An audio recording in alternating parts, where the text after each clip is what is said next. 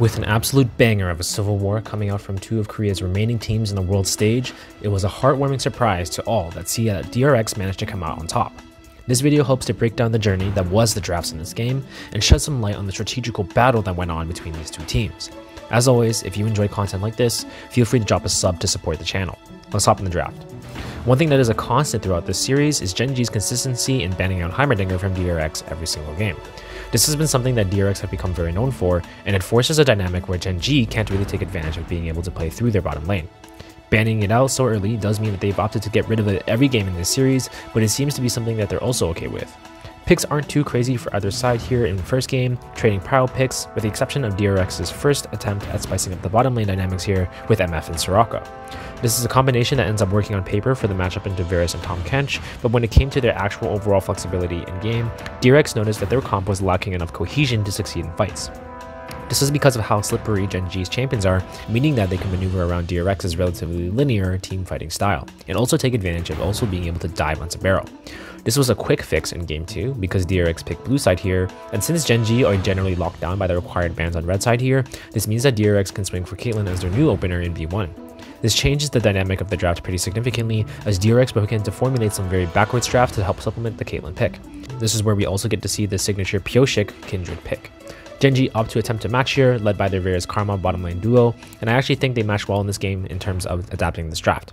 This game was pretty much a 50-50 draft in my eyes because DRX have great setup for the Caitlyn, but Gen G have a lot of agency to still answer and potentially outrange the Caitlyn comp as well. This came at the expense of a slightly funky jungle matchup, but there are plenty of tools that this Gen G squad in order to adapt to this dynamic. In game 3, Gen G really start to feel the pain of having to worry about this Heimerdinger ban, because this basically means that they have pretty few resources to get rid of other potential picks that DRX can get. You can see this advantage start to form as their blue side game in game 3 doesn't really net them much of an advantage. Trading Sejuani B1 for Viego Varus R1 R2 doesn't really give much to Gen G, and they also expose themselves a bit in this case by revealing an Ezreal Karma lane this early on. In drafts, it's normally a pretty well-rounded lane combo that can really wear down Varus, but Ezreal isn't as flexible as he used to be thanks to the nerf on items like Sunderer, which means that he's now inherently weaker against heavy tanks like the Ornn that was picked in R4. Rounding with champions like Trundle on bot side as well, Gen G have a composition that you feel has a good identity, but when you observe the champions that the comp carries, you don't really feel like the composition has much impact overall. They're continuing to try more things, but you can feel the progression of almost their fear here when they draft. I think game 4 was a turning point where DRX showed their lack of ability to respond to the team compositions that DRX can bring to the table. Here we see that defined super well in the Kindred R2 that ends up being picked out here. By picking in the R2 slot, you can already have a good idea that DRX need to draft solo lanes that need to complement the Kindred here.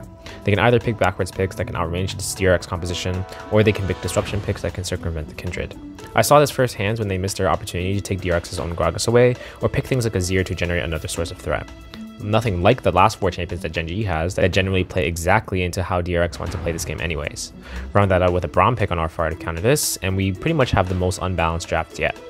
This series is just a great example of DRX drafting to their strengths, and a case where Gen G did not really adapt or do anything to answer against this. While DRX proved themselves to be quite the underdogs coming into this final, they managed to prove that they were the superior team in both gameplay and in handling the draft.